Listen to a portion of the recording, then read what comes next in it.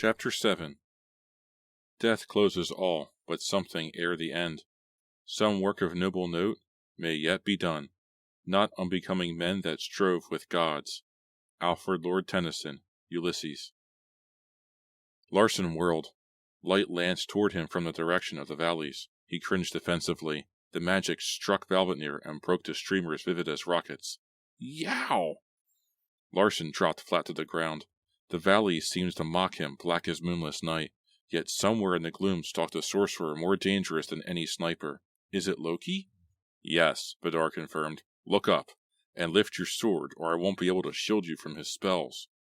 Pressed tight to the dirt out of habit, Larsen raised his eyes. Reddish light hovered on a crag above Sog's valley. In its center, Loki gestured, menacing as a demon in a fire pit. His sorcery streaked toward Larsen with a roar like thunder. Larsen rolled aside. Enchantment swirled into a fizzling whirlwind and funneled into Valvatnir's blade. How? Vidar's presence seemed weak in Larsen's mind. Not certain. Some aspect of Loki's imprisonment spell renders me capable of negating his other magics. Vidar's reply came, labored as a winded asthmatic. But it requires concentration. Larsen rose to a crouch, seeking cover. On the cliff face, light flared around Loki, brief and glorious as a dying star. Larsen squinted against its brilliance. Red and green shadows winked on the inside of his eyelids. When he recovered his vision, Loki was gone. Where is he? Damn it, where is he? Larsen spun like a dancer, sword pressed to his chest in a position more appropriate for a gun. Be still, Vidar chastised, but his tone betrayed fear. Between Sog's valley and Larsen's sorceries blazed. He raised Valvatnir offensively, shielding his eyes as light billowed to agonizing intensity, a mocking column of white flame. The enchantments broke suddenly to traces. Ahead, Loki appeared, sword readied beneath his fading magics. Larsen felt Vidar poised to fight enchantments. Loki lunged forward, Larsen blocked. The blades met in a shower of glittering sparks. Impact jarred Larsen to the elbow. He staggered backward, recovering just in time to block a second strike. The force of Loki's blow drove Larsen nearly to his knees. Loki's assault seemed ceaseless. His strokes came fast and were rhythmically competent. They left Larsen no opening for anything but awkward blocks and retreat. The god's face pinched in concentration. Yet, despite Larsen's obvious inexperience, Loki treated his opponent like a worthy threat. He displayed none of Brahman's assuredness. Loki knew overconfidence contrives incompetence. Larsen defended as well as he could, but his efforts seemed woefully inadequate. Loki's sword bit rents in his tunic and skin. Any one of the god's maneuvers could easily have taken Larsen's life, but Loki's strategy soon became obvious. He would drive wielder and god sword into the Hellspring together, obviating the need to handle Valvatnir himself, and Larsen was helpless to prevent him. Loki's sword wove a wall of steel, herding Larsen toward Helvelgamr as a shepherd does an errant sheep. The sharp nicks of his enemy's blade reawakened to throbbing pains left from Larsen's fight with Brahman. Tortured sinews screamed with every movement. His face felt as if it were on fire. He tried to stand firm against Loki's hammering blows, but his body could no longer obey. Blow after blow rang against Valvatnir. Larsen's ears buzzed, then roared. Ice shards prickled the back of his neck. The cold made him realize, with sudden terror, that the noises in his head did not come from within. Loki had driven him to the verge of Helvelgamr's pit. Christ! Larsen dredged deep for reserves of energy. Strength flowed back into his limbs. But the effort of blocking Loki's strokes drained his second wind almost instantly. Fatigue obscured Larsen's vision to a blur. Sweat stung the many scratches inflicted by Loki. Scarcely able to lift his arms, Larsen could only retreat and let Valvatnir tend to defense. Loki bore in. Larsen recoiled. The ground fell out beneath his heel. Near panic, he staggered away from the ledge and nearly impaled himself on Loki's blade. Hope shattered beneath a wild explosion of despair. What the hell am I fighting for anyway? Vidar's reply seemed weak, as if the efforts of defense cost him as much as Larsen. Loved ones, Alarum, the future, my freedom, and liberty and justice for all. Loki's eyes glittered violet blue as gemstones. He drew back his arm for the final lunge. Loved ones, Vidar? Larsen's thoughts grew bitter. Sylm's dead. She's dead by my own hand. Sylma's dead. Whose cause? Vidar jerked upward to block. Her cause, and the cause of all men in the future. Larsen stood. ready to accept the death promised by Loki's descending sword. The fate giantess Skuld claimed freeing you would doom my people. Vidar's mental presence went oddly silent. Loki lanced forward. Larsen demanded an answer. Vidar! Galanar! Vidar's cry echoed through Larsen's consciousness. Hope displaced futility in a corner of his mind. A shuriken skinned through the air, visible only as a glint from a sun ray. It embedded in Loki's sword hand with a nearly inaudible thunk. Loki uttered a startled oath. Rather than drop his sword, he pulled his thrust. Holding his blade between Larsen and himself, Loki twisted toward his new antagonist. Magics crackled from his outstretched left hand and sheeted toward Kensi Galanar. No! Concerned for Galanar's life, Larsen struck. His upstroke crashed into Loki's armpit and bit through muscle. Loki screamed. The shuriken dislodged from his hand, flicking blood across Larsen's foot. Of itself, Valvatnir jerked downward, severing the tendon behind Loki's knee. Loki fell. Unable to use his right arm to catch himself, he dropped, face first, in the mud. Larsen pressed Valvatnir's point to the back of his neck. The trickster howled his frustration. Wait! Loki's high-pitched voice betrayed fear. Hatred, exhaustion, and grief warred within Larsen, warping intellect in a gray haze of confusion. Despite his frightened quality, Loki's command held an inviolate authority. Larsen paused. Loki continued quickly.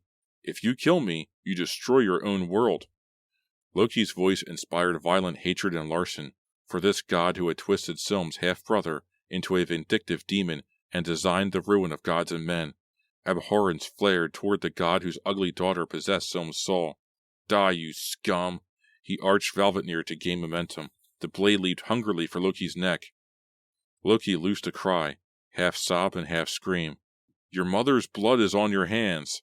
Inches from Loki, Larsen pulled his blow. The accusation seared like a hot knife, but he dared not display weakness before the trickster. Explain, was all he trusted himself to say. Vidar's presence intervened, weaker than a whisper. Caution alarum. He'll trap you too. Larsen pressed Valvatnir tighter to Loki's neck. Though the sword fought Larsen's restraint, he forced it steady. A second mental being poked gently into Larsen's mind, more powerful than the first and as beautiful as the god at his mercy. If you slay me, no one will contest Odin. The Norse pantheon will endure, supreme through eternity. Christianity can never reign. Al Larsen, if you kill me, your world, your family, and the people you loved will never exist. Never exist. Never exist. The last phrase reverberated through Larsen's mind, and no original thought replaced it. Loki's mental essence reached for a memory. No! Vidar blocked Loki like a physical entity. You can't stop me. Loki's far stronger presence thrust Vidar aside effortlessly. Larsen remained motionless, his eyes fixed on Galanar, who struggled to his feet, still dazed by Loki's magics. The sky seemed to open. Sunlight streamed through the clouds, accompanied by the moist heat of a New Hampshire summer. Helvelgrimr's roar became the crackle of a campfire. The mingled reek of mold and death transformed to the lighter aroma of pine. Larsen watched himself with the detachment of a movie. He was 12 years old. Al! The familiar voice of his father rose over the rustle of grasses in the wind. Let your sister tend the fire. You've got more important things to do. I promised you'd teach your brother to fly his kite. Larsen felt his heart quicken at the sound of his father's voice. He watched himself trot across a plain of weeds to where his father stood beside his little brother Timmy. Spectator to his own memory, Larsen examined his father with a stranger's eye. Carl Larsen was a large man, powerful, yet gentle. His close-cropped blond hair had a tendency to stand on end, giving him an air of harshness, but his soft blue eyes betrayed him. The vivid vision of the dead father he loved brought tears to Larsen's eyes. Instantly, the scene changed. Larsen saw his mother kneeling beside the dented fender of his father's brand-new Plymouth. Tears blurred her pale eyes, and drew crooked lines through the blush on her cheeks. It took Larsen several seconds to recognize the child at her side, himself at age 5, torn by his mother's sorrow. He remembered the scene well. Planning to take the Plymouth for his first test drive, Cindy Larsen had backed the car into the garage wall. Tell him I did it, Al Larsen told his frightened mother. The ridiculousness of his suggestion made her laugh through her tears. She hugged him to her chest, and Larsen reveled in the memory of her warmth and the touch of her lips against his forehead. Mom! Images dimmed, crumbled, and reformed in a different sequence. He heard his father's cheers, mixed with the goading cries of other parents. A soccer ball wafted toward Larson's knee. Twisting sideways, he stopped the ball's momentum with his calf, dribbled several paces forward, and kicked the pass to the right wing. A crowd of players overran Larson's position at fullback. As the ball reversed direction, they turned and raced after it. The shrill of a whistle called the first half to its conclusion. Larson took his turn at the water bottle and sat on the bench. His closest friend, soccer hero Tom Jeffers, dropped to the seat at his side. "Nice block, Larson." Larson combed hair from his eyes with his fingers. "Thanks, TJ. You're doing pretty good yourself. Think we'll catch him in the second half?" "Think?" Jeffers winked at a girl on the sidelines. "I know it, man. I'll put in a couple shots. You just keep them scoreless." Larson watched the girl blush and turn away, slightly jealous of his friend's rugged good looks. "Talk to the goalie. I can't make a promise like that." Jeffers met Larson's stare, and the center forward's face waxed pensive. "I got a promise for you. Keep them scoreless next half, and I'll get you a date for the prom with my sister." "Terry?" Larson's voice rose in surprise and excitement. He cleared his throat and continued at his normal octave. "You serious?" Jeffers laughed. "Yeah, sure. Just play that defense. I want to win this one." "Yeah, sure." Larson's mind tugged from the game to a picture of Terry Jeffers. Long-legged, dark-haired, blue-eyed Terry Jeffers could find her own share of dates, and he never possessed the courage to ask her. Jeffers's voice and his heavy hand clamped to Larson's shoulder pulled the fullback from his reverie. "So, what are you doing after graduation?" "I don't know. College, I think. What about you?" Jeffers started toward center field. "I'm joining the Army. Going to Vietnam to become a war hero." Larson's memory broke with jarring abruptness. He felt his consciousness jolted to the path of a different recollection. It was the summer after his high school graduation. Seeking spending money for college, he found a job working as a day camp counselor. The pay was comparatively high for employment of its type, and the benefits undeniable. Camp Collinswood had 2 pools, 4 athletic fields, 16 tennis courts, and 50 wooded acres. Yet despite the many facilities, the boys in Larson's group preferred a game which required no special equipment. Standing with his assistant before a dozen rowdy 7- and 8-year-old boys, Larson heard himself ask, "What do you guys want to do now?" "Kill the counselor!" they chanted nearly in unison. A wave of small bodies converged on Larson and his assistant. Resigned to the punches and prods of children too young to inflict significant pain, Larson alternated between feigned defenselessness and throws which sprawled the campers in giggling heaps. He passed off wrestling moves as karate throws, or tricks from his days of alligator tussling and dinosaur hunting. "Al's got a girlfriend, Al's got a girlfriend," one of the youngsters chanted teasingly. Larson rose, dumping 2 boys from his back. Terry Jeffers stood several feet from the game. Her drab-colored dress was rumpled, and her hands knotted together at her waist. As he drew closer, Larson noticed her eyes, red and swollen, hollowed by anguish. "Terry?" he started uncertainly.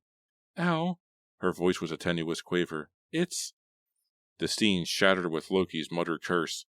Larson's thoughts jumped to his prom with the disquieting transition of a scratched record. Terry wore a gown of blue satin. Dark hair haloed her face in burnished waves. Eyeshadow and mascara focused attention on the sapphire depths of her eyes.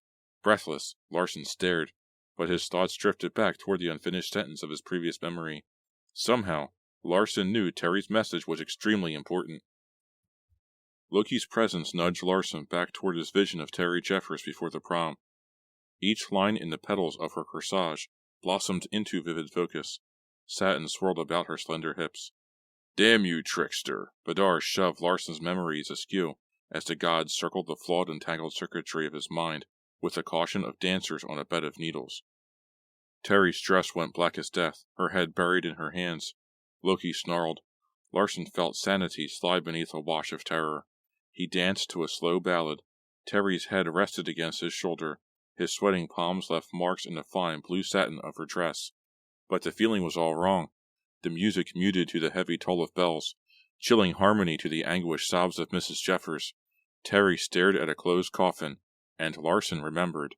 TJ died in Vietnam. Rationality broke beyond control of the sparring gods. Thoughts merged in a disharmonic orchestra of memory. Lights flashed as one, the cold yellow of porch light, the glaring red-orange of mortars, the multi-hued explosions of sorceries. Larson felt alternately hot as fire and cold as death, Grief and hatred, sorrow and vengeance, self-pity and empathy swirled to a numbing, incomprehensible mix of emotion which tore screams from his throat. Larsen froze, listening to the echoes of his own pained cries. Gradually, sanity drew his crumbled thoughts together like pieces of a puzzle. It was all a lie, a world of men who sought honesty and falsehoods and war in the name of peace. They preached turn the other cheek and practiced kill or be killed. We believed in death for freedom and honor, yet dismembered the dead without respect. I've seen too much fear and not enough glory, a single God who promised forgiveness and banished his children to hellish tortures for their doubts and uncertainties. My country trained its babies to kill, then condemned them as murderers. Larsen. Loki's plea jerked Larsen back to the present. Galinar stood watching, his eyes dark with concern. Again, Larsen rayed Valvetnir, its steel a dull gray shadow in the mist. His arm rose and fell. The blade sheared through Loki's back. The god's death justified by the lives of the innocent, the unborn casualties of future wars. And Larsen wept for the other casualties, men and women whose existence became nothing more substantial than his memories of them. His own existence became a paradox, a life from a future which was no longer reality.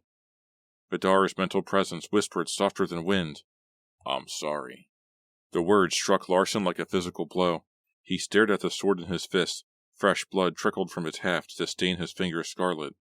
It was all another lie. Despite the utter destruction Larsen wreaked upon his own world, Vidar remained imprisoned in the sword. "Damn your evil heart!" Larsen jumped to his feet and hurled Valvetnir. The sword flipped end over end, glittering as it passed beneath tears in the clouds. "Damn all gods and men! You forced my hand against everything I loved in both worlds!" Turning his back on the sword, which had served as his companion for weeks in a strange land, Larsen staggered several paces. He collapsed at Selm's side. Her flesh was cold to his touch. Her lids remained closed, as if in sleep. Tears poured from Larsen's eyes, like a miniature replica of Havelgamer's Falls. Larsen watched Galinar move through a grief-inspired haze, which gave all reality the consistency of dream. Respectfully, the Kensi averted his eyes from Larsen's tears. He trotted forward and seized the blooded hellsword which still lay beside Brahman's soulless body. "You stand for everything I despise, and against everything I believe." Galinar's voice sounded strangely solid in the lingering silence which followed Larsen's mental battle. Several seconds passed before Larsen realized his teacher addressed the sword. Larsen heard no reply, but the sword shimmered in Galinar's hand and its form blurred. Numbly, he watched the Kensi carry the blade to Havelgamer's chasm and set it, point first, at the edge of the falls. Sound rose from the warped sword shape, scarcely loud enough to rise above the water's roar. "Back, mortal fool! You've no right to challenge gods!" The shifting mists before Galinar revealed a vague man form. Shock weakened Larsen's grasp, and Selm's body slipped to the ground. Kensi Galinar cleared his throat. "God or man, Helblindi, you've no right to take glory from a warrior's battles. You're a tool of chaos and evil, a being with no reason to live." Helblindi's figure sharpened to clarity. Though golden-haired and fair-skinned as Loki, Helblindi displayed none of his brother's beauty. "Men, not gods or tools, mortal. Your weaknesses shall become my strengths. You're a toy, swordsman. I'll crush you with your own flaws."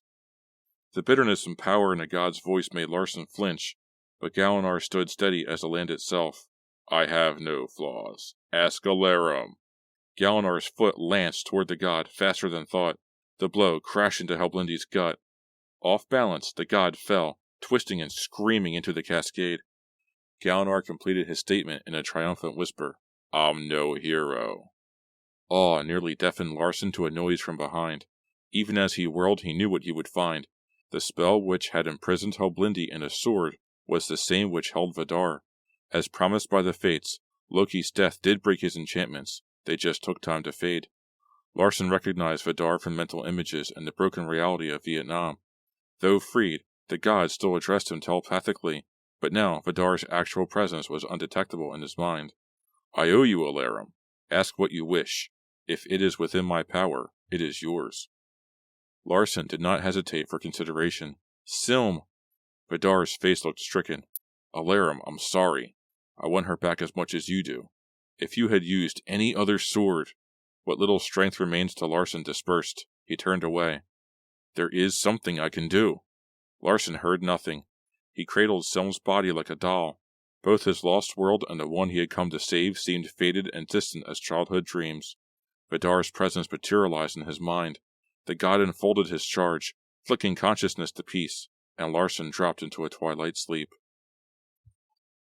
While Larsen lay, anesthetized by Vidar's powers, the god set to his task. Larsen's mind pattern stretched before him like a roadmap designed by a maniac. Vidar sighed without bitterness.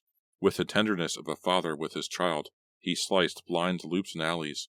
His will forced coiled paths straight, broke unrelated connections, reaffixed the frayed thought waves which allowed Brahman and Loki to torture Larsen with memory. Vidar's work continued well into the afternoon. The god mended all the flaws his capabilities allowed, deleting only those ideas which Larsen found intolerable. He left the recollections of Vietnam, TJ's funeral, and Larsen's own death, along with happier ones of his parents and Terry in her prom dress. Though painful, they belonged to Larsen and had their role in shaping his personality. Vidar had no wish to change his savior, only to restore the sanity which was his by right of birth. As the last of the tortuous pathways assumed its proper place, Vidar withdrew to assess his work with pride. He retreated from Larsen's mind, leaving a final message of hope and peace, a promise of future happiness and pain in a world with elves, dwarves, gods, and magic. Then Vidar disappeared for Asgard, mentally and physically, leaving Larsen with little or no understanding of his reward. Farewell, Alarum. Epilogue. Every man takes the limits of his own field of vision for the limits of the world. Arthur Schopenhauer, Studies in Pessimism. Still dazed, Larsen watched Galinar examine the long row of weapons spread before him on the dirt. A half-dozen steel shurikens weathered Dickensi's gaze. Each sharpened corner underwent and passed the test of Galinar's thumbnail, and he dropped the shurikens in the grass. Next, the swordmaster turned his attention to a silver chain, tipped at both ends by a 5-inch spike. Every link met Galinar's intense scrutiny before the Kensi set the Manriki Gusari aside with the same satisfaction. Stung by Galinar's insensitive disregard for the 3 corpses and for his own sorrow, Larsen abandoned Selm's body and moved toward the Kensi. Galinar looked up briefly, smiled a greeting, and returned his attention to an instrument which resembled a large tuning fork with unequal blades. This too the Kensi set aside. He reached for a dagger, unsheathed it, frowned, and wiped a spot on the blade with his cloak. With a toss of his head, he set the edge of the steel to his whetstone and scraped. Annoyance rose on Larsen. He waited for his teacher to speak. Galinar said nothing. He nodded approval at the knife, sheathed it, and placed it with his other weapons. Katana and Shoto soon joined his arsenal, along with a small knife which slid from a position in the katana's sheath. Larsen had not previously noticed it. Galinar hefted a short metal band and flared it into a fan with recklessly sharp edges. Larsen's discomfort exploded into anger. "You inhuman bastard!" Galinar looked up. Larsen paced furiously. "How can you sit there prissing and preening while Sim lies there dead? You're wrong. You do have flaws. You're not a man. You're an insensitive beast, a stone without feelings. Sim is dead. Can't you understand that? Can't you even cry?" Grief crushed wrath, and Larsen was overcome by a fresh bout of tears. "Damn you!" Galinar made no reply. A deft flick of his wrist closed the fan. Slowly, he reached for his arsenal. He tied the Manriki Kusari around his waist, beneath the wide sash. The swords and dagger regained their places at his sides. He stuffed the Hachiwari in his belt, behind the katana. The metal fan disappeared beneath his cloak. Carefully, Kensi Galinar set to work, arranging each shuriken in its proper position in his arm sheath.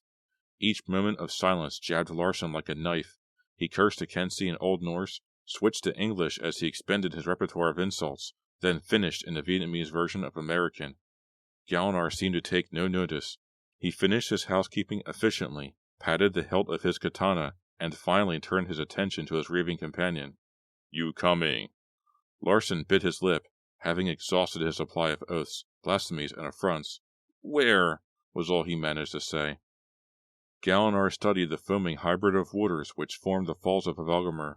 "To hell. I'm bringing Sim back." Larsen's eyes widened, his nostrils flared. He found himself utterly incapable of speech. Galinar continued, "In the chasm, beyond the Hell Spring, is a bridge which leads to hell." Larson found his tongue. You're crazy. Vidar said he couldn't. Galinar interrupted, his stare distant.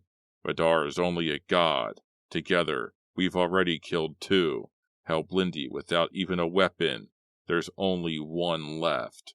His gaze met Larson's, and the elf looked away. Galinar's tone went grim. Alarum, you made a promise to Silm. You vowed that if this quest dooms the 2 of you to separate worlds, you would find her. But that was when I thought, began Larson in defense. Galinar waved him silent. You think too much. I'm going after her. Are you coming? Larson chewed his lower lip and turned away. He heard the rustle of grasses as Galinar walked toward the narrow path into Hvalgrimr's valley. Gods! Larson approached Loki's body, examining the dark blood which had clotted around his fatal stroke. Even for the remote possibility of retrieving Silm's soul, I can't face another god. Can I? The rush of cascading waters and the howl of wind were his only answers. Galinar's golden figure marched on toward Hell's pathway. Gritting his teeth against what he might see, Larson rolled Loki's body to its back. The god's face seemed as handsome in death as in life. His oddly colored eyes still glimmered. Goodbye, noble foe, said Larson softly. He caught Loki's rigid arm and flipped the body into the hell spray. Loki tumbled limply through the surge of intertwined rivers, and was soon lost beneath the boiling current of white water. Larson caught up Loki's sword and scrambled after the Kensi. Galinar stopped as Larson approached. He waited until the elf drew to his side. Yeah, Larson said softly. I'm coming. They turned toward the narrow pathway together. For some distance, man and elf picked their way down the incline in silence. Larson paused a moment in thought, then confronted his companion. Galinar. While we're at it, can we free Brender too? Kensi Galinar's smile was slight but unmistakable. His arm pressed to Larson's shoulder. Sure, hero. You can only die once. This has been a Nightfall Audiobooks production of The Bifrost Guardians, Book 1, Godslayer, by Mickey Zucker Reichert. Hi, this is Chris again with Nightfall Audiobooks, and thank you very much for joining me for my production of The Bifrost Guardians, Book 1, Godslayer, by Mickey Zucker Reichert. I haven't read this in about 20 years. Like, seriously. It's been that long. I had forgotten a lot about it. The imagery that occurs when Vidar is showing Al Larson the final battle, Ragnarok, and what will happen if he doesn't free Vidar from Valvetnir, and you have the man and the woman retreating and finding shelter in a pine, and that is the basis of Adam and Eve in Christianity. That was such a strong image, and it really stuck with me when I read this the first time. But I was confused, and I thought that that imagery had occurred in, like, Book 5, way after Ragnarok occurred. So this is great. This is a lot of fun. You don't get as much fish-out-of-water stuff as I had hoped. I know more of that stuff comes later. But this novel ends perfectly. Larson and Silm fall in love. They acknowledge that. Unfortunately, Brender dies. They get to Hvalgrimr. They kill Loki. They kill Brahmin. Silm dies. And Vidar repairs Larson's torn and shattered mind. And then when Larson wakes up, Galinar is doing the usual gearing up and getting ready to go into combat. And he goes, I'm going into hell to get Silm. You made a promise. Are you coming with? Holy crap. What a strong ending. It perfectly sets up the second novel. So you can imagine my irritation when you have the omnibus in your hands and you read that and you're like, oh man, I can't wait for Book 2. And then it says, note to the reader, the astute reader will realize that the world of the Shadow Climber corresponds to an area of ancient Germany across the sea from the old Scandinavia where Godslayer was set. What? What is this? Book 2 is called Shadow Climber, an area of ancient Germany across the sea from the old Scandinavia where Godslayer was set.